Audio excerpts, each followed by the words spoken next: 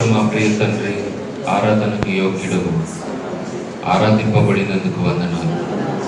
ఇప్పుడు వాక్యం చేత మాతో మాట్లాడి మమ్మల్ని బలపరుస్తారని యేసు ప్రభు పేరిట ప్రార్థిస్తున్నాము తండ్రి. ఆమేన్. కూర్చుందాం. దేవుని నామానికి మహిమ కలుగును గాక. హల్లెలూయా. ప్రభు నామం స్తుతింపబడును గాక. మరో ప్రతిష్ఠింపబడినటువంటి దినమందు దేవుని ఆరాధించుటకు ఈ గొప్ప ధన్యత మనము కలిగి ఉన్నాము. ఈ కారణాన్ని బట్టి దేవునికి మహిమ ఘనత స్తుతి కలుగును గాక. ఈరోజు మన అంశము శోధన. చెప్పండి. హెబ్రీయులకు రాసినటువంటి పత్రిక 2వ అధ్యాయం 18వ వచనం. తాను శోధింపబడి శ్రమ నొందెను గనుక శోధింపబడు వారికి సహాయము చేయగలవాడై ఉన్నాడు. హెబ్రీయులకు రాసినటువంటి పత్రిక 2వ అధ్యాయం 18వ వచనాన్ని చదువుకున్నాం. ఈ వచనం ఎవరి గురించి చెబుతుందంటే యేసయ్య గురించి చెబుతున్నటువంటి మాట లేదా వాక్యం. తాను శోధింపబడి, తాను అనేటువంటి స్థలంలో యేసుక్రీస్తు ప్రభుని పెట్టుకోవాలండి. ఎవరిని పెట్టుకోవాలి? యేసుక్రీస్తు ప్రభుని పెట్టుకోవాలి. తాను అంటే యేసు ప్రభు. యేసు ప్రభు శోధింపబడ్డాడు. యేసు ప్రభు ఎవరండి? రక్షకుడుగా వచ్చాడు, దేవుడుగా వచ్చి ఈ లోకంలో ఆయన ప్రాణం పెట్టాడు కదా. దైవం, గొప్ప శక్తిమంతుడు. ఆయనకు కూడా ఈ భూమి మీద ఏం తప్పలేదు? చెప్పండి. శోధనలు తప్పలేదు. కనుక దీని అర్థం ఏంటిదంటే ఆయనే శోధింపబడినప్పుడు, ఆయనకే శోధనలు తప్పనప్పుడు సాతాను నిన్ను వదులుతాడా? శోధించకుండా. చెప్పండి. సాతాను నిన్ను వదులుతాడా? దేవుణ్ణే శోధించాడు. ఎంత పరిశుద్ధుడు, నీతిమంతుడు, పాపం లేనివాడు, పాపం ఎరగనటువంటి యేసుక్రీస్తు ప్రభు. ఆయననే సాతాను శోధింపగలిగినప్పుడు నిన్ను శోధింపక విడువనే, నిన్ను వదలడు. వినండి జాగ్రత్తగా దయచేసి దేవుని వాక్యం. నిన్ను శోధింపక ఆయన విడువనే విడువడు.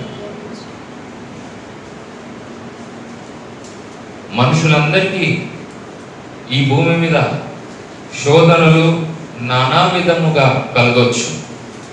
నాకున్నటువంటి శోధన నీకుండకపోవచ్చు, నీకున్నటువంటిది నాకుండకపోవచ్చు, కానీ ఏదో రకమైనటువంటి శోధన తప్పకుండా ప్రతి వారికి ఉంటుంది. అయితే తాను శోధింపబడ్డాడు. యేసుక్రీస్తు ఎవరో తెలిసి శోధించాడంటే వాని ఉద్దేశము ఎలాంటిదో, ఎంత చెడ్డ ఉద్దేశమో గ్రహించాలి. అసలు ఈ శోధకుడు ఎవరు? శోధకుడు అనగా బైబిల్ అనుసారంగా సాతాను, అపవాది అనేసి మనం గ్రహించాలి. ఈ శోధకుడు, ఈ సాతాను, ఈ అపవాది అనేటువంటి వ్యక్తి ఏం చేస్తున్నాడు? శోధిస్తూ ఉన్నాడు. తాను శోధింపబడి శ్రమ పొందింది.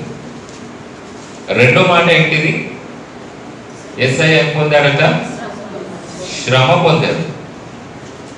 రాజులకు రాజు, ప్రభులకు ప్రభు, సర్వశక్తిమంతుడు. శ్రమ ఆయన దగ్గరికి రాకుండా ఉండాలంటే ఆయన చేసుకోగలడు. చేసుకోలేడా? కానీ శ్రమలని రానిచ్చుకున్నాడు. అది వచ్చినా దాన్ని వెల్కమ్ చేశాడు. అది వస్తుంటే రాకుండా తన శరీరానికి, తన దేహానికి ఆ శ్రమ కలగకుండా చేసుకోగలడు, కానీ చేసుకోలేదు ఆయన. అయితే గ్రహించండి, తాను శ్రమ పడ్డాడు, శోధింపబడ్డాడు. రెండో మాట శ్రమ పడ్డాడు.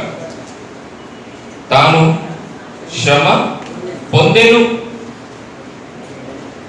ఆయనకే శ్రమలు వచ్చినప్పుడు నీకు రాదా? తప్పకుండా నీకు కూడా శ్రమలు ఖాయం. శ్రమలు అనేటువంటిది వస్తాయి. బైబిల్లో ఎక్కడ కూడా శ్రమలు రాదు అని లేదు. ఉందా? లేదు కదా. తప్పకుండా శ్రమలు వస్తాయి అనేసి అన్నాడు, ప్రభువే అన్నాడు. ఈ లోకంలో మీకు శ్రమ కలుగును. ఎన్నో రకాలమైనటువంటి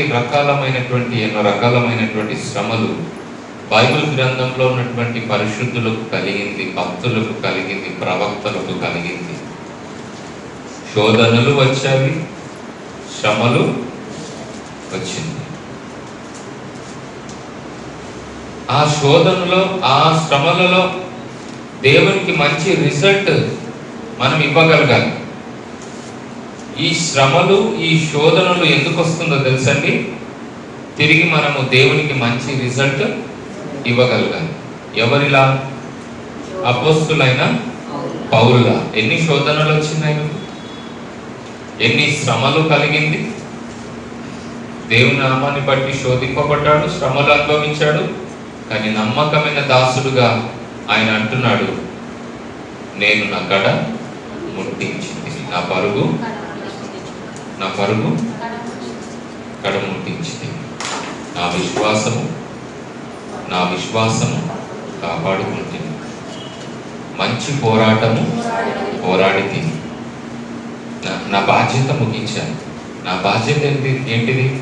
పాపము చేయకుండా, లోకంలో పడిపోకుండా, ప్రభునందు విశ్వాసం ఉంచుచు, సంఘాలని బలపరుస్తూ, వాక్యాలని బోధిస్తూ, సేవ చేస్తూ, ఈ లోకంలో ప్రాణం విడిచి దేవుని దగ్గరికి చేరాలి. ఇదే నా బాధ్యత అని చెప్పి ఈ పరిశుద్ధుడైనటువంటి పౌలు గారు ఇంత గొప్పగా తన బాధ్యతలను ముగించాడు.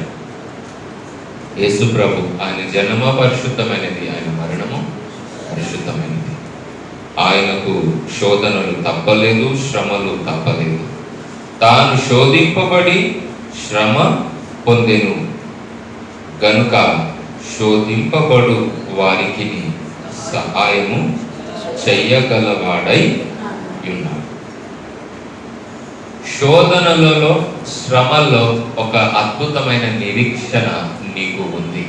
ఏంటిదంటే, నీ ప్రభు నీకంటే ముందు శోధింపబడ్డాడు, నీకంటే ముందు శ్రమలు అనుభవించాడు. కనుక ఒక మనిషిగా శోధింపబడితే ఎలా ఉంటుందో, ఒక మనిషిగా శ్రమలు అనుభవిస్తే ఎలా ఉంటుందో, ఆయన అలా అనుభవించి ఇప్పుడు మనుషులమైన, తన బిడ్డలమైన మనకు శోధనలో, శ్రమలలో సహాయకుడు అని దేవుని వాక్యం.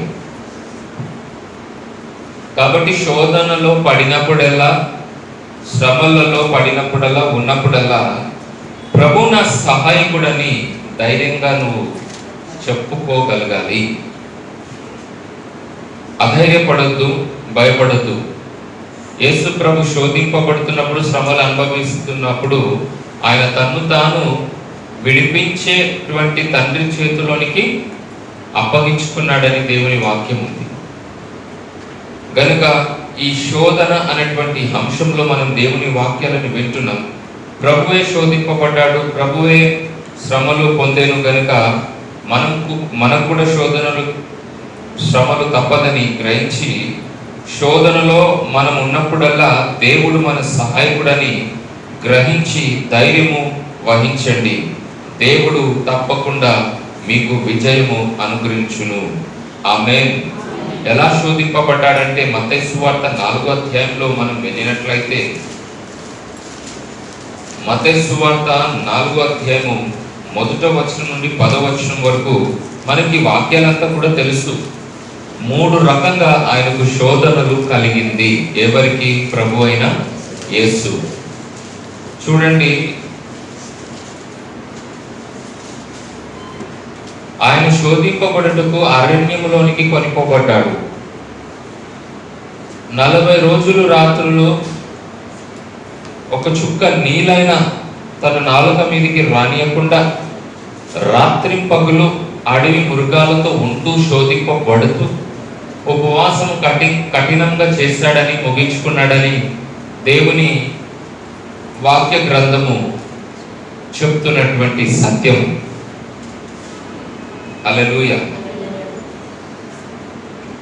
మొదట ఆయన ఈ రీతిగా ఉపవాసము చేశాడు. ఆ 40 రోజులు కూడా శోధనలోనే ఉన్నాడు. దాని తర్వాత ముగించుకున్న వెంటనే అపవాది వచ్చి శోధించినట్టుగా మనకు తెలుసు. యేసుక్రీస్తు ప్రభు ఎలా శోధింపబడ్డాడంటే,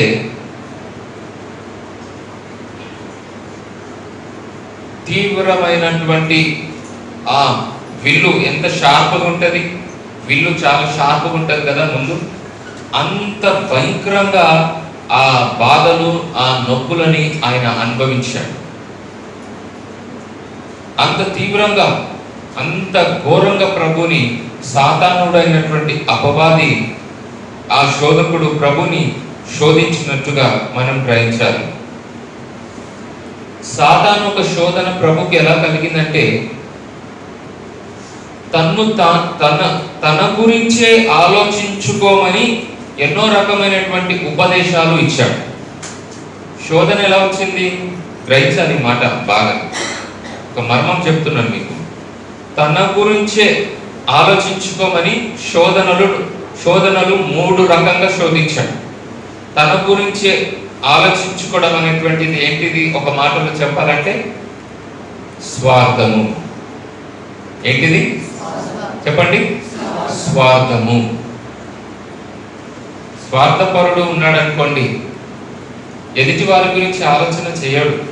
అయ్యో వాళ్ళకి ఉందో లేదో, వాళ్ళకి ఇస్తే బాగుండు, వాళ్ళకి సహాయం చేస్తే బాగుండు, అన్ని నేను అనుభవిస్తే ఎలా, అన్ని నేను తినేస్తే ఎలా అనేటువంటి స్వభావము లేని వారు స్వార్థపరులు. స్వార్థము నేర్పిస్తున్నాడు. ఎవరికి? సాతాను దేవునికే నేర్పిస్తున్నాడు. ఆ గుణం ఎవరిది? వాస్తవానికి వానిదే. సాతాను స్వార్థపరుడు కనుక ఈ స్వార్థ బుద్ధి దేవుని ప్రజల్లో ఉండకూడదు. ఇప్పుడు వాని స్వార్థం ఏంటో తెలుసా? నేనే వెళ్ళాలన్నా నరకానికి, నేనే వెళ్ళాలన్నా, నాతో పాటు అనేకులని తీసుకొని వెళ్తా. దేవుడు అంటే నచ్చదు కనుక వాడికి దేవుని ప్రజలు, దేవుని చేత సృజింపబడినటువంటి మనుషులు అనేటువంటి వారి ఆత్మలని నరకానికి తీసుకొని వెళ్ళాలని ఆ స్వార్థపరుడు అలా కంకణం కట్టుకొని అనేకులైనటువంటి వారిని శోధిస్తూ, పాపములో పడేస్తూ, ఆ శోధనలలో వారిని పడేస్తున్నాడు. కనుక ఆ స్వార్థపరుని ఒక ఆలోచన ఇది. గమనించండి. సాతానుడు, వానికి ఒక పేరు పెడుతున్నాం మనం ఈరోజు, నామకరణం చేస్తున్నాం వానికి. నవ్వాలందరూ. మంచి పేరా? సాతాన్ అంటే ఎవరు? స్వార్థపరుడు. కాబట్టి గ్రహించాలి, స్వార్థము మనలో ఉండకూడదు.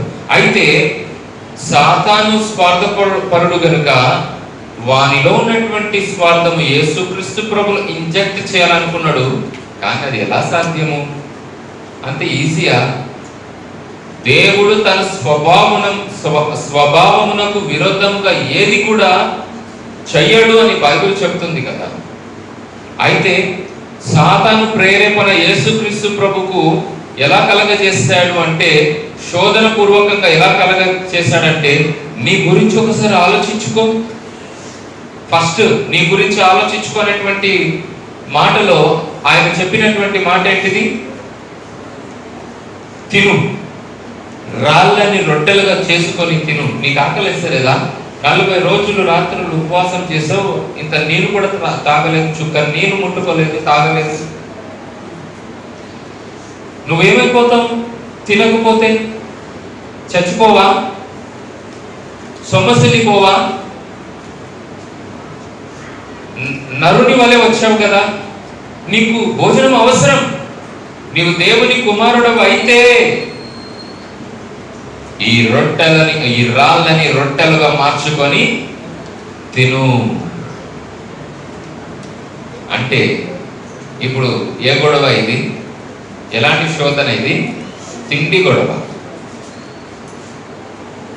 యేసు ప్రభు బాగా ఆకలితో ఉన్న విషయము గ్రహించాడు. వింటున్నారా? యేసు ప్రభు బాగా ఆకలిగా ఉన్నటువంటి విషయం ఎవరికి తెలిసింది? నీకు ఎప్పుడు ఏది కావాలో, ఏది అవసరం ఉందో వాడికి బాగా తెలుసు అనమాట. దాన్నే ఆ విషయాన్ని పట్టుకొని శోధిస్తాడు. ఆ విషయాన్ని పట్టుకొని ఆ విషయంలో నేను పాపంలో పడేయాలని వాని ఉద్దేశమై ఉంటుంది. ఆకలి యేసు ప్రభుకు కలిగితే ఈ ఇన్ఫర్మేషన్ ఎవరికి తెలిసింది? సాతానుకు తెలిసింది. ఈ వార్త, ఈ సమాచారం సాతానుకు తెలిసింది. కాబట్టి నువ్వు ఎప్పుడు అవసరతలో ఉంటావో ఆ విషయంలో శోధించడానికి వాడు సిద్ధంగా ఉంటాడు. వానికి తెలుసు గనక జాగ్రత్తగా ఉండాలి. శోధన కలిగినప్పుడు ఈ రాళ్ళని రొట్టెలుగా మార్చుకొని తిను.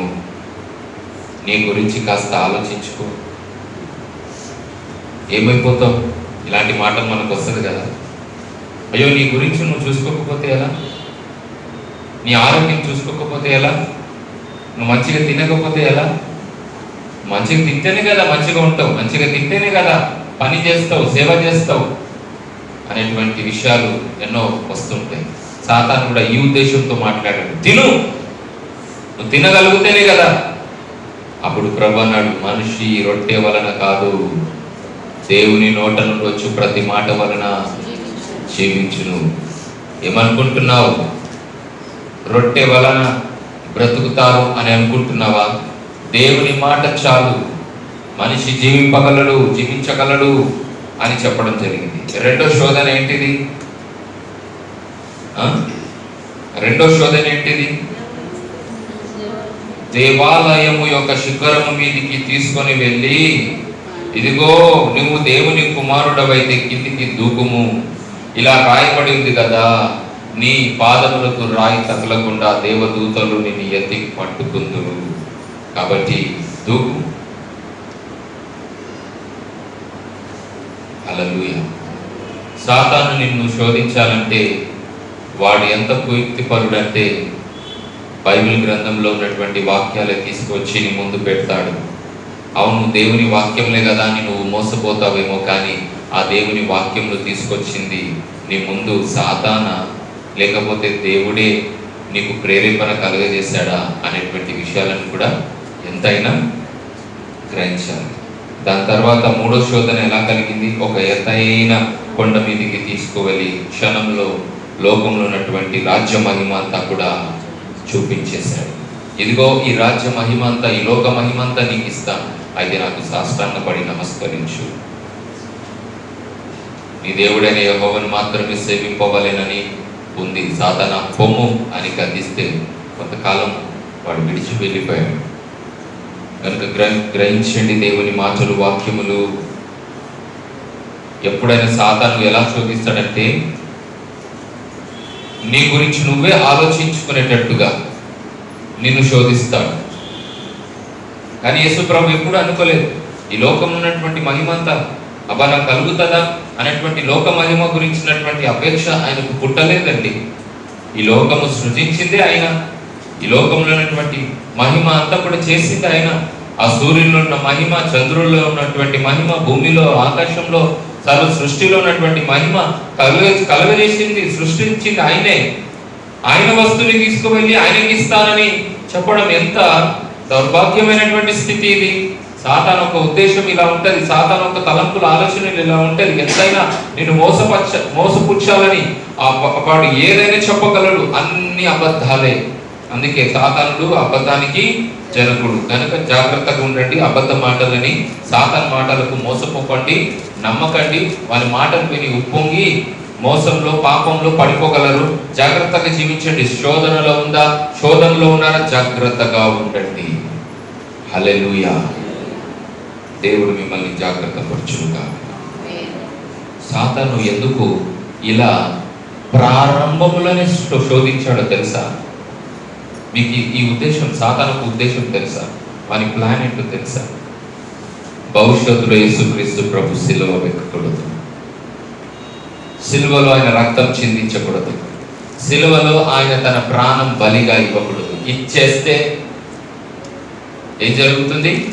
సర్వలోకానికే పాప క్షమాపణ, సర్వలోకానికే ఆత్మల రక్షణ, సర్వలోకానికే పరలోక రాజ్యము కలుగుతుంది.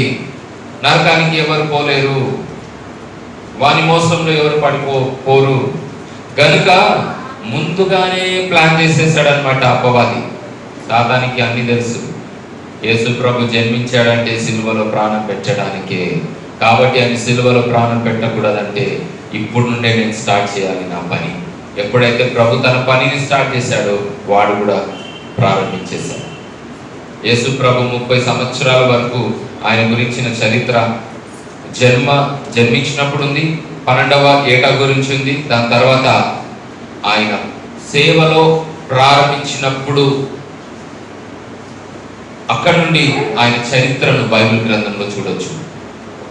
పుట్టినప్పటి నుంచి 30 సంవత్సరాల వరకు మళ్ళీ ఏమి కూడా అక్కడ యేసుప్రభు గురించి కనబడదు. అప్పుడు శోధించినట్టుగా ఈ 30 సంవత్సరాలు యేసుప్రభుని శోధించినట్టుగా లేదు.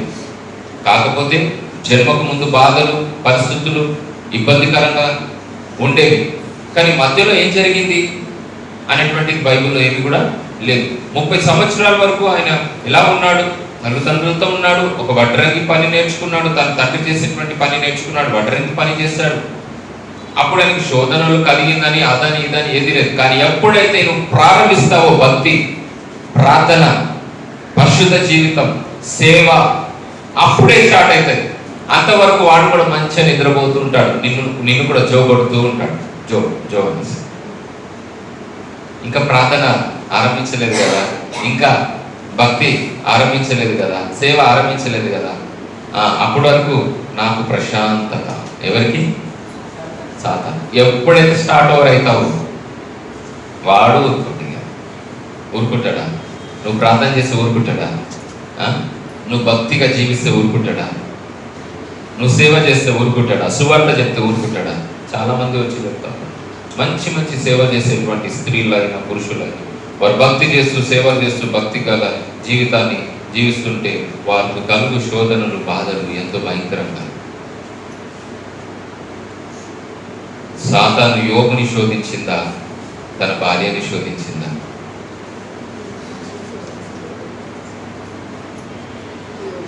యోగుని శోధించింది. యోగుకు వచ్చిందా పుండ్లు, ఆ రోగాలు, ఆ గాయాలు ఎవరు కలిగింది? భార్య అయితే అబ్బా ప్రశాంతంగా ముద్దుగా ఉంది,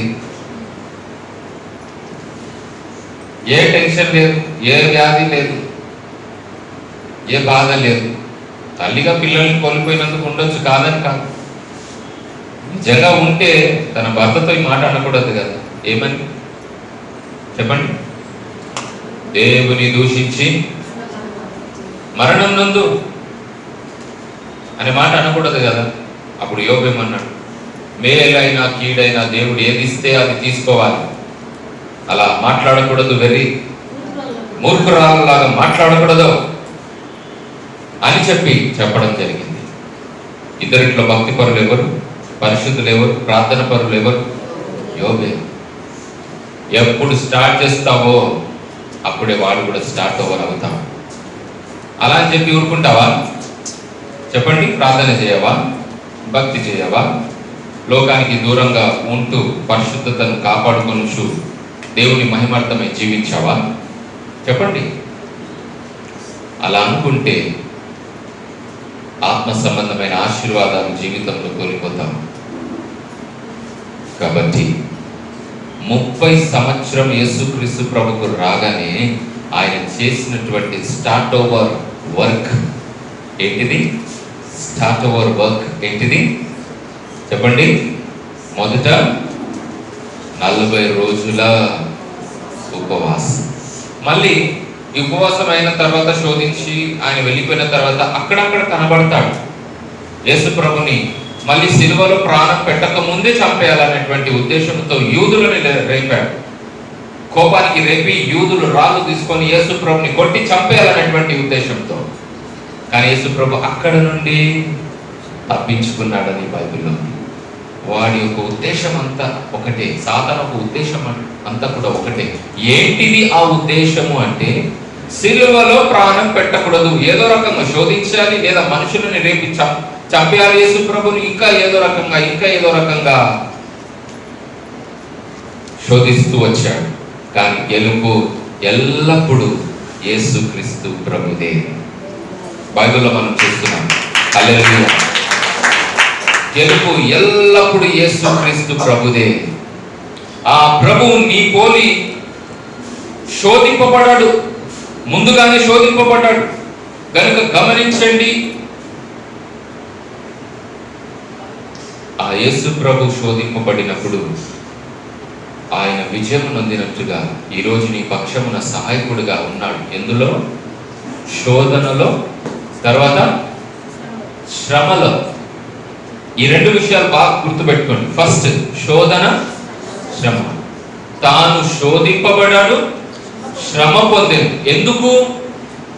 శోధన ఎందుకు అనుభవించాడు, శ్రమలను ఎందుకు పొందాడంటే, ఇదిగో నా పిల్లలకు కలుగు శోధనలు, ఆ శోధనలో నేను వారికి సహాయకుడిగా ఉండాలి, ఆ శ్రమలలో నేను వారికి సహాయకుడిగా ఉండాలి. కాబట్టి శోధనలు కలిగినప్పుడల్లా, శ్రమలు కలుగుతున్నప్పుడల్లా నువ్వు చూడాల్సింది దేవుని వైపు. ప్రభువా, నా పోలి నువ్వు శోధింపబడలేదా, నా పోలి నువ్వు శ్రమలు అనుభవించలేదా, నాకంటే ముందుగా ఇప్పుడు నాకు సహాయకుడిగా ఉండు ప్రభువా, ఈ పరిస్థితుల్లో నువ్వు నాకు సహాయకుడిగా ఉండు.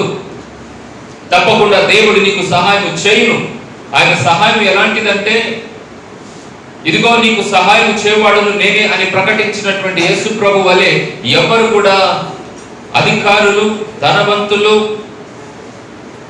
నీకు సహాయం చేయలేరు. అలాంటి గొప్ప సహాయం ప్రభు అయిన యేసు నీకు అందించగలడు. దేవుని సహాయం వేరు, మనుషుల సహాయం వేరు. అందుకే ఎవరిని ఆశ్రయించాలంట? నరులని ఆశ్రయించుట కంటే యెహోవాని ఆశ్రయించుట మేలు. ఆపదలో ఉన్నావా, శోధనలో ఉన్నావా, శ్రమల్లో ఉన్నావా, వెంటనే మోకరించి దిగిరా ప్రభువా, నాకు సహాయకుడుగా అని చెప్పి హెబ్రీయులకు రాసినటువంటి పత్రిక చెప్పున 2వ అధ్యాయము 18వ వచనం చెప్పున ఆ మూల వాక్యం, ఈరోజు మనం మూల వాక్యం చెప్పున ప్రార్థన చేస్తే ఎందుకు దేవుడు నీకు సహాయకుడుగా నిలబడడు? తప్పకుండా నీకు సహాయకుడుగా నిలబడగలడు. గనుక ఇది మన వాక్యం. ఈరోజు ఆయన వెళ్ళినటువంటి ఆ శోధనలో గుండా, వెళ్ళినటువంటి ఆ శోధనలో నుండి ఆయన వెళ్ళాడు కదండి. సాతాను యొక్క శోధన ఎలా ఉంటుందో ఎక్స్పీరియన్స్ యేసుక్రీస్తు ప్రభుకు చాలా బాగా తెలుసు. తెలుసా లేదా? సాతానుడు మనుషులను ఏ ప్రకారంగా శోధిస్తాడు అనేటువంటి ఎక్స్పీరియన్స్, అనుభవం, నైపుణ్యత యేసయ్యకు చాలా బాగా ఉంది. నీకంటే ముందుగా శోధింపబడ్డాడు కనుక మంచి ఎక్స్పీరియన్స్ యేసు ప్రభువుకు ఉంది. శోధనలో ఉన్నప్పుడు ఆ పరిస్థితి ఎలాంటిది, ఆ బాధ ఎలాంటిది, ఆ నొప్పులు ఎలాంటిది, ఆ శ్రమలు ఎలాంటిది, మనుషులకు శోధనలు కలిగినప్పుడు వారి తలంపులో, వారి హృదయంలో ఏ రీతిగా ఒత్తిడి ఆ సాతాను పెంచుతాడు అనేటువంటి ఎక్స్పీరియన్స్ యేసుక్రీస్తు ప్రభుకు ఉంది. గనుక మనుషులని, అందుకే దేవుడు కనికరించి ఆ శోధనలలో తోడుగా ఉంటాడు. నువ్వు ఎదుర్కొంటున్నటువంటి ఆ శోధనలో, ఆ శ్రమల్లో దేవుడు నీ పక్షంలో ఉన్నాడు. నువ్వు ఎదుర్కొంటున్నటువంటి ఆ శోధనలో, ఆ బాధలలో దేవుడు నీకు తోడుగా ఉన్నాడు. తోడుగా ఉన్నటువంటి దేవునికి ఎక్స్పీరియన్స్ ఉందా లేదా? శ్రమలు ఎలాంటిదో ఎక్స్పీరియన్స్ ఉందా లేదా? శోధనలు ఎలాంటిదో ఎక్స్పీరియన్స్ ఉందా లేదా? ఉంది. డ్రైవింగ్ రాని వ్యక్తికి మరో వ్యక్తి డ్రైవింగ్ నేర్పిస్తాడు. ఎందుకు నేర్పిస్తాడు? ఎక్స్పీరియన్స్ ఉంది కాబట్టి. బాబు ఇలా, అలా, ఇలా జాగ్రత్తగా ఉండాలి, ఇది క్లచ్, ఇది గేర్, ఇది బ్రేక్, ఇలా బ్యాలెన్స్ చేయాలి, ఇలా మెయింటైన్ చేయాలి. వెహికల్ నడిపించే ఎక్స్పీరియన్సే లేదు, బండి నడిపించే అనుభవమే లేదు. వచ్చి బండి రానటువంటి వ్యక్తికి బండి నేర్పిస్తే ఎలా ఉంటది? ఇద్దరు గోతిలో పడతారు.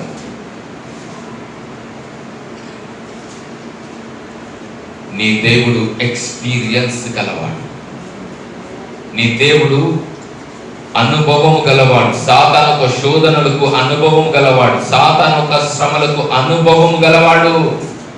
ఆయన నీకు తోడుంటే, నా బిడ్డ ఇదిగో ఇలా జాగ్రత్తగా సాగు, ఇలా ప్రార్థన చేయి, ఇలా ఈ బాధలో ఇలా ఉండు, ఈ శోధనలో ఇది చెయ్యి, అది చెయ్యి అని నిన్ను చెయ్యిని పట్టుకొని ఒక తండ్రి తన బిడ్డని నడిపించినట్టుగా నిన్ను నడిపిస్తాడు. హల్లెలూయా. దేవుని నామానికి మహిమ కలుగును గాక. కాబట్టి ప్రభు నాడండి నీ శోధనలో, తర్వాత నీ శ్రమలలో. ఎప్పుడు అనుకోద్దు. చాలా మంది అంటారు శోధనలో శ్రమల్లో పడినప్పుడు, అయ్యో నేను ఒంటరి దానిని అయిపోయాను, అందరు నన్ను విడిచిపెట్టారు, నా వారు నన్ను మర్చిపోయారు. ఆంధ్రాలో సేవలు ఉన్నప్పుడు ఒక ఇంటికి వెళ్ళామండి లాస్ట్ వీక్లో. తన భర్త ఉన్నా లేనట్టే జీవితం అంట, తల్లిదండ్రులు ఉన్నా సపోర్ట్ లేదట, అత్తగారింట్లో చాలా భయంకరమైనటువంటి బాధ అనుభవించింది, తన కష్టాలు చెప్పుకుంది. కానీ ఈరోజు ఆమెని తలగా నిలబెట్టి అస్థిపరురాలుగా చేసి ఆశీర్వాదించాడండి. అన్యాయం చేయాలనుకున్నారట తన రక్త సంబంధికులు, బంధువులు. ఒక్కతే నిలబడి పోరాటం చేసింది దేవుని మీద ఆధారపడి. ఒక్క చిన్న మాటలో చెప్పేస్తున్నాను, చాలా పెద్ద స్టోరీ చెప్పింది ఆమె. ఈరోజు తమ శత్రువుల ఎదుట, అవమానించినటువంటి ప్రజల ఎదుట తలగా నిలబెట్టి తాను పొందిన బాధలంతా కూడా చెప్పుకుంది. ఎంతో బాధిస్తుంది. ఒక స్త్రీగా ఒంటరిగా పురుషుని వలె ఎదిరించి పరిస్థితులను జయించింది. దీనికి కారణం ఏంటో తెలుసా? దేవుడు లేకపోతే, దేవుని మీద విశ్వాసం లేకపోతే ఈ లోకాన్ని నువ్వు జయించలేవు. దిగులు పడకు, బాధపడకు, అధైర్యపడకు, భయపడకు, సొమ్మసిల్లిపోకు, సోలిపోకు. దేవుడున్నాడు నీ శ్రమల్లో, శోధనలో. గనుక ఆయనని చూస్తూ ప్రార్థన చేస్తూ ఈ వాక్యాన్ని పదే పదే మనం జ్ఞాపకం చేసుకుంటూ ముందుకు సాగు. దేవుడు ఒకరోజు తప్పకుండా అద్భుతమైనటువంటి విజయము నీకు కలగచేయు. కాబట్టి యేసు ప్రభు గురించి చెప్తున్నాను, శోధనలకు, శ్రమలకు మంచి ఎక్స్పీరియన్స్ గలవాడు, ఆయన మించిన ఎక్స్పీరియన్స్ గలవాడు ఎవరు కూడా మనకు లేరు, ఉండలేరు, రాలేరు. కనుక ధైర్యాన్ని వహించండి అని ప్రకటిస్తున్నాను. మత్తయి సువార్త 6వ అధ్యాయం 13వ వచనంలో అందుకే యేసు ప్రభు ఇలా ప్రార్థన చేయమని ప్రేరేపణ కలగలేదా? ప్రేరేపణను ఇవ్వలేదా? 6వ అధ్యాయం మత్తయి సువార్త 13వ వచనం, మమ్మును శోధనలోనికి తెయ్యక దుష్టుని నుండి మమ్మును తప్పించు. హల్లెలూయా. యేసు ప్రభు చెప్పిన మొదట మాట మమ్మును శోధనలోనికి తెయ్యక, అంటే శోధనలోనికి తెచ్చేవాడు ప్రభు అయిన యేసువా?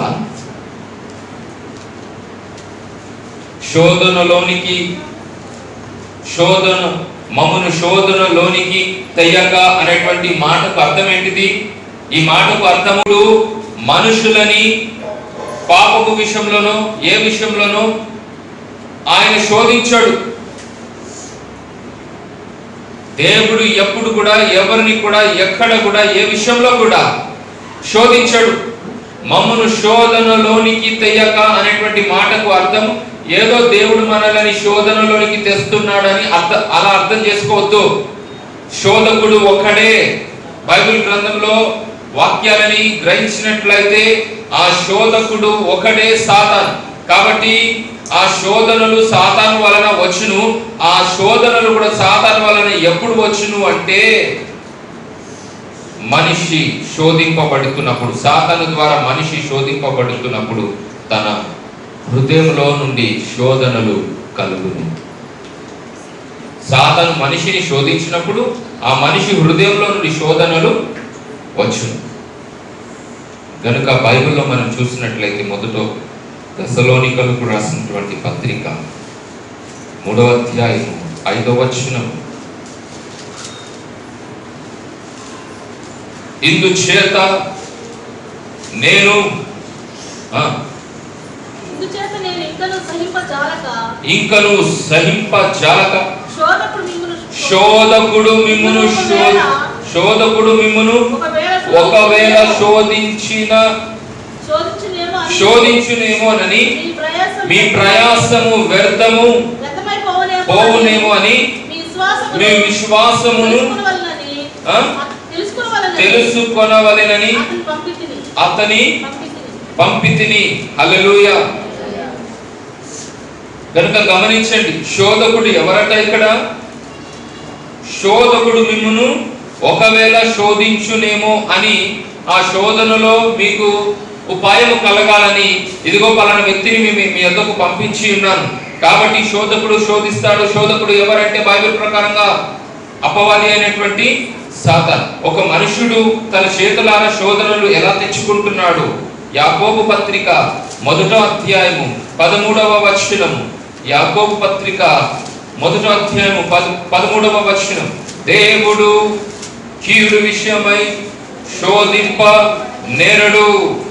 మొదటి మాట, దేవుడు కీడు విషయమై శోధింపబడడు, నేరడు. హల్లెలూయా. For God cannot be tempted with evil. అంటే కీడు విషయమై శోధించుటకు ఆయన అలాంటి వాడు కాడు. కీడు విషయంలో శోధించేది ఎవరు అంటే ఒకడే, అపవాది అనేటువంటి సాతాను కీడు విషయమై శోధిస్తాడు. కానీ దేవుడు కీడు విషయమై ఎప్పుడు కూడా, ఎన్నడూ కూడా, ఎవరిని కూడా, ఎక్కడ కూడా శోధించాడు. ఆయన ఎవరిని శోధింపడు. గనుక ఎవడైనను శోధింపబడినప్పుడు నేను దేవుని చేత శోధింపబడుచున్నానని అనకూడదు. దేవుడు ఎవరిని శోధింపడు. హల్లెలూయా. ఎవరిని కూడా శోధించడు. దేవుడు పెడితే పరీక్ష పెడతాడు, కానీ శోధనలు ఆయన తీసుకొని రాడు. ఎలా పరీక్ష పెడతాడు? లేక వృద్ధాప్యమందు అబ్రహాము, శారా ఇద్దరు వాగ్దాన కుమారుడు అనేటువంటి ఇస్సాకుని కన్న తర్వాత, నీ కుమారుని నీవు ప్రేమించుచున్న ఏకైక కుమారుని నాకు బలిగా ఆ కొండ మీద ఇచ్చే అన్నప్పుడు అబ్రహాము వెనుడుకు వేయక దేవుడు చెప్పిన ప్రకారం ముందుకు సాగిండు. బలి కోరేటువంటి దేవుడు కాడైనా, కానీ మనిషిలో ఉన్నటువంటి, హృదయంలో ఉన్నటువంటి విశ్వాసం కానివ్వండి, ఆ మనసు ఎంత గొప్ప త్యాగం గల హృదయం ఉందో తెలుసుకోవడానికి, పరీక్షించడానికి తెలుసుకుంటాడు. హల్లెలూయా. గనుక శోధించేది సాతాను, పరీక్షించేది దేవుడు. ఆయన ఎవరిని శోధింపడు. గనుక ఎవడైనను శోధింపబడితే నేను దేవుని వలన శోధింపబడుతున్నాను అని చెప్పకూడదు. ప్రతి వాడును తన స్వకీయమైన దురాశల చేత ఈడవబడి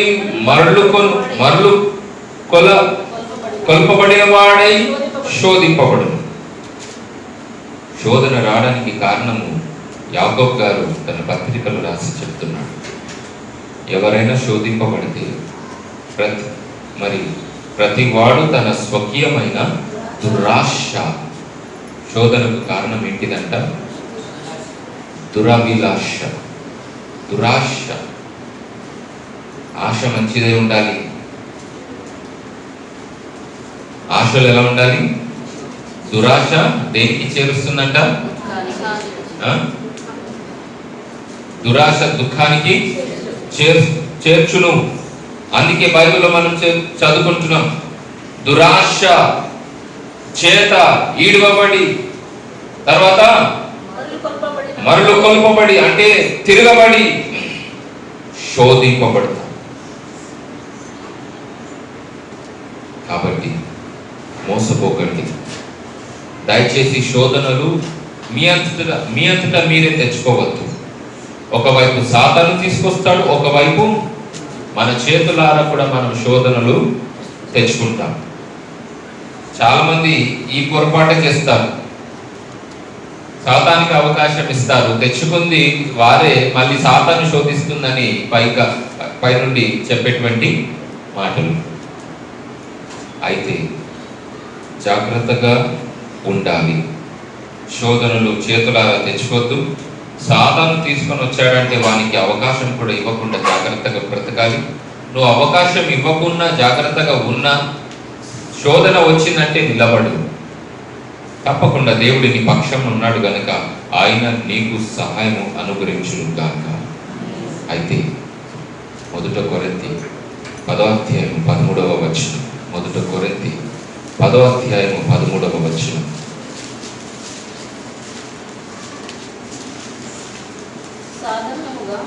సాధారణముగా మనుషులకు కలుగు శోధనలు తప్ప మరి ఏమీ మీకు సంభవింపలేదు.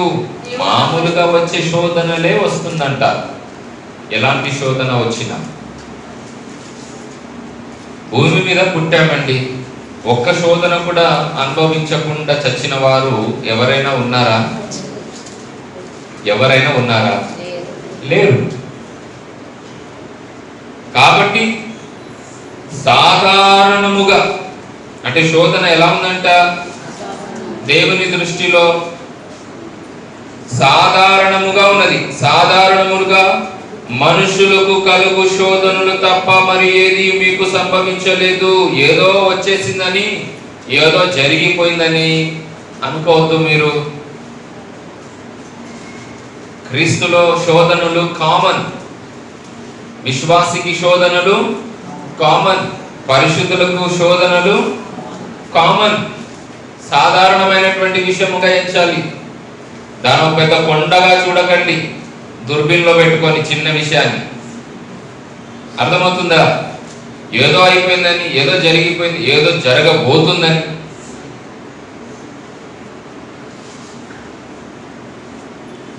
సాధారణముగా మనుషులకు కలుగు శోధనలు తప్ప మరి ఏదియో మీకు సంభవించలేదు.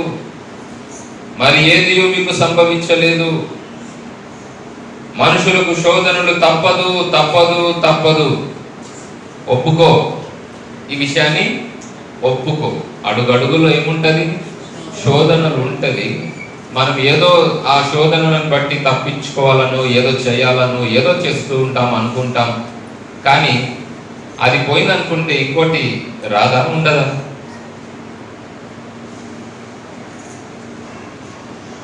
నిప్పు రవ్వలు ఎగురుతున్నట్లుగా మనుషులు శ్రమ అనుభవములకే చదువుతున్నారనుందా, పుట్టుచున్నారనుందా? యోబు గ్రంథం. నిప్పు రవ్వలు పైకి ఎగురున్నట్లు మనుషులు శ్రమ అనుభవములకే పుట్టుచున్నారు. ఎలా తప్పించుకుంటావు మరి? ఈ లోకమే అలాంటిది, శోధన లోకం. ఎలాంటి లోకం ఇది చెప్పండి? శోధనలో లోకం. ఈ శోధన అనేటువంటి లోకంలో దేవుడు నమ్మదగిన వాడుగా మన పక్షంలో ఉన్నాడు గనక మనల్ని శోధనలో పడిపోకుండా నిలబెట్టుకొనును. అంతేకాకుండా యేసు ప్రభు వలె మనకు కూడా మంచి అనుభవములు కలుగుతుంది. గనక ఈ లోకంలో మనము శ్రమలు అనుభవించడానికి పుట్టాము గనక ఒక్కసారి దేవునికి వందనాలు చెప్పాలి. ఎందుకంటే ప్రభువా, ఇన్ని ఏళ్ళు నా జీవితము గడిచిపోయింది, నీకు వందనాలు. 20 ఏళ్ళ నీ ఏజ్ 20 అనుకో, 30 అనుకో, 40 అనుకో, 50 అనుకో. అబ్బా, 50 ఏళ్ళ శోధనను నేను దాటేసి ఈరోజు ప్రభులో నిలబడి ఉన్నా. నీకు వందనాలు ప్రభువా. చెప్పండి, నోరు తెలుసు.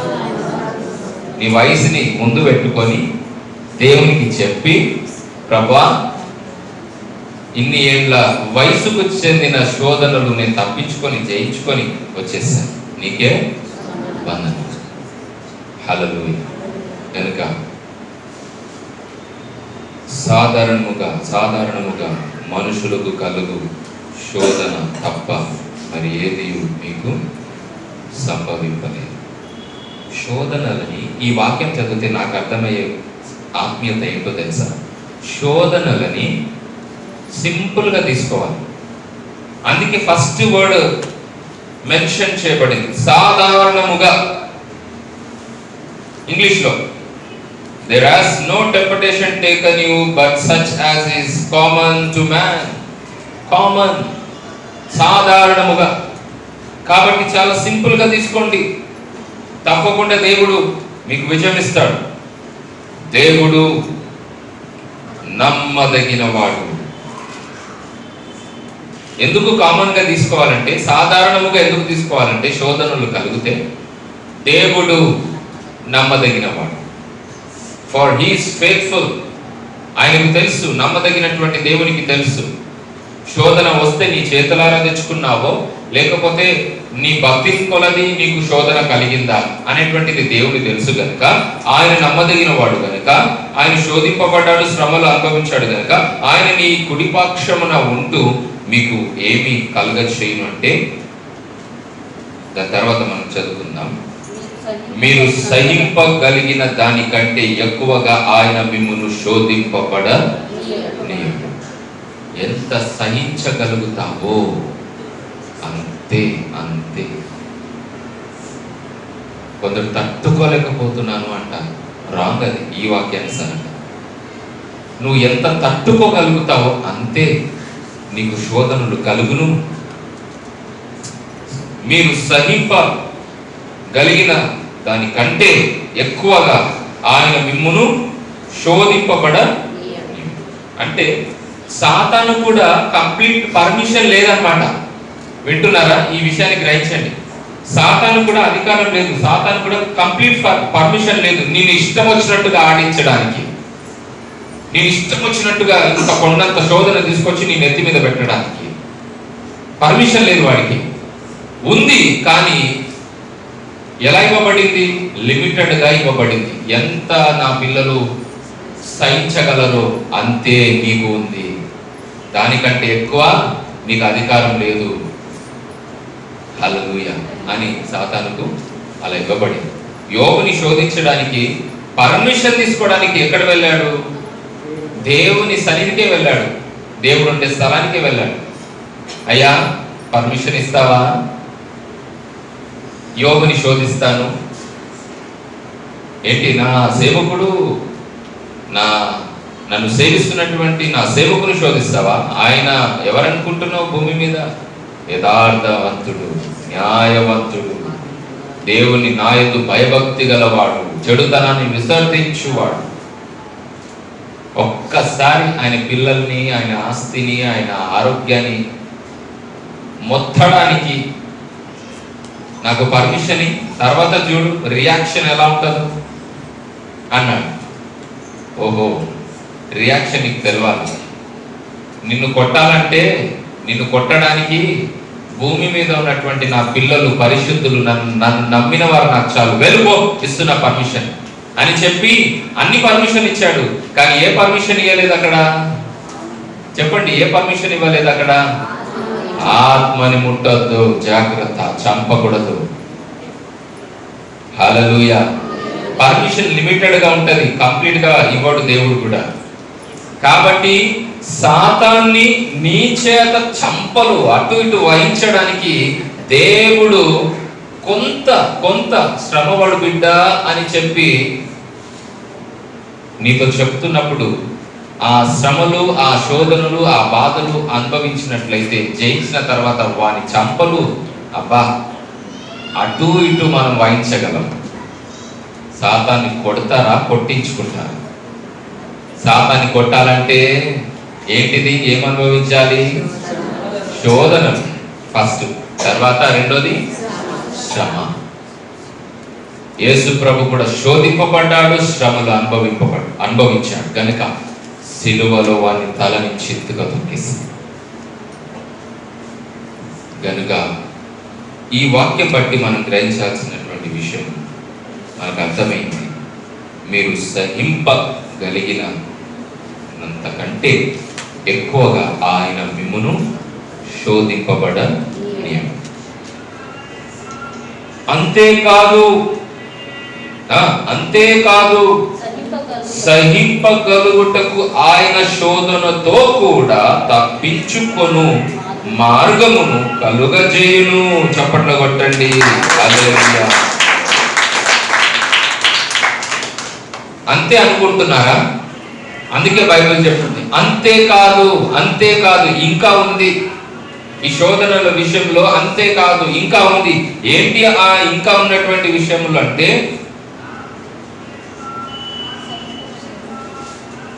సహింపగలుగుటకు. నీకు శోధన వస్తే అయ్యో సహింపలేని శోధన అనకూడదు. ఎందుకో తెలుసా? సహింపగలుగుటకు చూసారా? సహింపగలుగుటకు అంటే శోధన వస్తే ఆ శోధనను సహించడానికి, భరించడానికి నీకు తగినటువంటి శక్తిని, విశ్వాసమును, ధైర్యమును కూడా ఆయన ఇస్తున్నాడు. ఎలా ఇస్తున్నాడో తెలుసా? ఆయన శోధనతో కూడా తప్పించుకోను మార్గమును ఉందా లేదా? శోధనలో, బాధలు ఉన్నప్పుడు నువ్వు గ్రహించాల్సినటువంటి వాక్యంలో నుండి సత్యం ఏమనగా, తప్పించుకోవడానికి ఇప్పుడు మార్గం ఏది? తప్పించుకోవడానికి మార్గం ఏది అని చెప్పి నువ్వు కనిపెట్టాలి. దేవా వచ్చింది, ఇప్పుడు నేనే మార్గంలో నడవాలి? ఈ శోధనలో, ఈ శ్రమలు వచ్చింది, ఈ శ్రమలో నేను ఏ డైరెక్షన్ లో వెళ్ళాలి? అప్పుడు దేవుడు నీకు మార్గమై ఉన్నాడు. అందుకే నేనే మార్గం అని అన్నాడు యోహాను సువార్త 14వ అధ్యాయం. ఎందుకన్నాడు? అసలు కొందరికి అర్థం కాదు. మార్గం ఏంటి? మార్గం అవునండి, జీవ మార్గం ఆయనే. బైబిల్ ఉన్నటువంటి వాక్యాలంతా కూడా మార్గం. ఈ మార్గంలో నిలుచువారు, ఈ వాక్యానుసారంగా చేయువారు జీవ మార్గం, నిత్య జీవంలోనికి, పరలోక రాజ్యంలోనికి వెళ్ళును. మార్గం అంటే ఏంటి అనుకుంటారు కొందరు. అసలు మార్గం అంటే ఏంటిది? మార్గం తెలియక ఎందరో ఎన్నో మార్గంలో వెళ్తున్నారు. మార్గం అంటే ఏదో ఒక త్రోవ కాదు, ఒక రోడ్డు కాదు. లోకంలో ఎన్నో మార్గాలు ఉన్నాయి. అదే మాదిరిగా ఆత్మ సంబంధ విషయంలో కూడా ఎన్నో మార్గాలు ఉన్నాయి. విశ్వాసం ఒకటే, కానీ ఆ విశ్వాసం ఎవరి మీద, అసలైనటువంటి వ్యక్తి మీద ఉంచకుండా దేనిదేనో మీద, వేటి వాటి మీదనో ఉంచుతున్నారు. అది నిజమైన మార్గం కాదు. కానీ యేసు ప్రభు మీద విశ్వాసం ఉంచినటువంటి వారే నిజమైన మార్గంలో ఉన్నట్టు, ఆ మార్గంలో నుండి దేవుని రాజ్యంలోనికి వెళ్తారు. కనుక దేవుడు శోధనలో నుండి తప్పించుకొనడానికి మార్గమును కలగచేయును. హల్లెలూయా. శోధన వచ్చిందా? శ్రమలుందా? తప్పించుకొనడానికి మార్గం ఉంది. ఆయన మార్గం సిద్ధపరుస్తాడు. కాబట్టి ప్రార్థించేది, ఈ శోధనలో మార్గం చూపించు. సహించే శక్తిని దేవుడు నీకు ఇస్తున్నాడు. సహింపగలుగుటకు అనే మాటను మనం చూస్తున్నాం.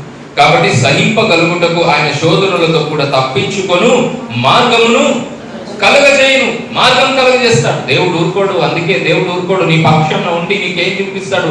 నా కుమారుడా, నా చేయబట్టుకు ఇక్కడ నడు, నేను నడిపించే మార్గంలో ఇది నీవు నడవాల్సినటువంటి మార్గం. హల్లెలూయా అని చెప్పి దేవుడు నిన్ను నడిపించు. దావీదు ప్రార్థన చేశాడు. 141 కీర్తనలు 4వ వచనం, 141 Psalms, first verse, 4వ వచనం, సారీ, కీర్తనలు 141వ అధ్యాయము 4వ వచనం. పాపము చేయు వారితో కూడా నేను దుర్నీతి కార్యములలో చొరబడకుండునట్లు నా మనసు దుష్కార్యమునకు తిరగనీయకుము. వారి రుచిగల పదార్థములు నేను తినక యుందును గాక అని ఆయన చేసినటువంటి ప్రార్థన. అంటే దాని అర్థం ఏంటిది? ఈ లోకంలో నాకు ఎలాంటి, సాతాను ఎంత పన్నగములు కట్టుకొని నాకు విరోధంగా నన్ను ఏదో చేయాలని, పాపంలో పడేయాలని, లోకంలో పడేయాలని వాడు చేస్తూ ఉంటే, చూస్తూ ఉంటే, ప్రయత్నాలు చేస్తుంటే, దేవా ఇదిగో నేను ప్రార్థిస్తున్నానని చెప్పి ఆయన ప్రార్థన చేశాడు. ఏ విషయంలో? పాపము చేయు వారితో కూడా నేను దుర్నీతి కార్యములలో చొరబడకుండా అని ప్రార్థన చేశాడు. ఎంత చక్కటి ప్రార్థన ఈ దైవజనుడు దావీదు చేసిన ప్రార్థన. పాపము చేయు వారితో కూడా నేను దుర్నీతి కార్యములలో చొరబడకుండానట్లు నా మనస్సు దుష్కార్యమునకు తిరగనీయకుము. నా మనస్సు దుష్కార్యమునకు తిరగనీయకుము. వారి రుచిగల పదార్థాలను నేను తినకుండునట్లు యుందును కాక. లోక సంబంధమైన పాపములతో, భోగములతో, పద్ధతులతో, సిద్ధాంతములతో నేను కలిసిపోకుండా నన్ను కాపాడు ప్రభువా, రక్షించు ప్రభువా. లోక సంబంధమైనటువంటి శోధనలో నేను పడకుండా కాపాడు ప్రభువా. ఆయన చేసినటువంటి ప్రార్థన ఎంత చక్కని ప్రార్థన. ఇదే ప్రార్థన నువ్వు చేయాలి. ఈ వచనాన్ని 10 మార్లు గుర్తుపెట్టుకో. 141వ అధ్యాయం కీర్తనలు 4వ వచనం వంటి ప్రార్థన నువ్వు కూడా చేయగలగాలి. చేయండి. దేవుడు మిమ్మల్ని ఈ ప్రకారంగా దావీదును నడిపించినట్లుగా మిమ్మల్ని కూడా నడిపించును గాక, కాపాడును గాక. కనుక ఇది మన వాక్యము. ఈరోజు మన దేవుడు మాట్లాడుతుంది. ఆత్మ సంబంధమైన జీవితంలో ఆత్మీయంగా ఆత్మ సంబంధమైనటువంటి ఇంటి జీవితంలో విజయం పొందుటకు ఇలాంటి ఆత్మ సంబంధమైన విషయాలని నీ జీవితంలో ప్రాక్టీస్ చేయాలి. ఆత్మీయ జీవితంలో సక్సెస్ పొందడానికి ఈ దేవుని వాక్యంలో మనకు ఎంతైనా అవసరం. కన్క్లూజన్ ఇదే. కాబట్టి ఆత్మీయ జీవితంలో సక్సెస్ పొందాలన్నా ఇదిగోండి, ఈ రోజు విన్నటువంటి వాక్యాలని గుర్తుపెట్టుకోండి, ప్రార్థన చేయండి, నడిపింపబడండి. దేవుడు మీకు అద్భుతమైనటువంటి విజయము కలుగ చేయును గాక.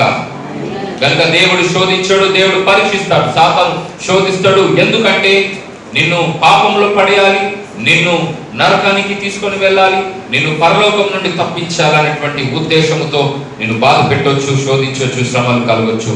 జాగ్రత్తగా ఉండండి. ఈ వాక్యాలని దేవుడు మన హృదయంలో ఆశీర్వదించును గాక. కళ్ళు మూసుకుందాం, మోకరించండి. తండ్రి, మాతో మాట్లాడిన వాక్యాలు శోధన అనేటువంటి అంశంలో మాకు శోధనలు, శ్రమలు కలిగిన నీ వైపు చూస్తూ ఈ లోక పాపములను, సాతానుకు శోధనలు, ఈ లోకాన్ని మేము జయించులాగున ప్రార్థన చేయమని దావీదు చేసిన ప్రార్థనని చూపించాము. మాకు అలాంటి వెలిగింపును కలగజేసినందుకు వందనాలు. వాడు ప్రభువా నిన్ను కూడా వదిలిపెట్టలేదు, శోధించాడు, శ్రమలు పెట్టాడు. ఎందుకంటే సిలువలో ప్రాణం పెట్టకముందే నేను చంపేయాలనుకున్నాడు ప్రభువా, కానీ అది జరగలేదు. సిలువలో ప్రాణం పెట్టడానికి పుట్టావు కనుక సిలువలను ప్రాణం పెట్టి వాళ్ళ తల చేతిలో దొక్కావు ప్రభువా, నీకు వందనాలు చెల్లిస్తున్నాం. అయితే మేము శోధింపబడుతున్నప్పుడు మంచి ఎక్స్పీరియన్స్ గల దేవుడుగా మా శోధనలో, మా శ్రమల్లో ఉన్నావని ధైర్యం కలిగి ముందుకు సాగాలి. శోధనలని మేము కూడా నీ వల్ల జయించడానికి శక్తిమంతులుగా చేయమని, లోకంలో పాపంలో పడిపోకుండా క్రీస్తులో ఆత్మీయ జీవితంలో సక్సెస్ పొందడానికి ఈ వాక్యాలని మా జీవితంలో పట్టుకుంటున్నాం, గ్రహిస్తున్నాము. ఆ ప్రకారం మమ్మల్ని కూడా నడిపించమని మహిమ ఘనత నీకు అర్పిస్తూ యేసయ్య పేరిట ప్రార్థిస్తున్నాము తండ్రి. ఆమేన్.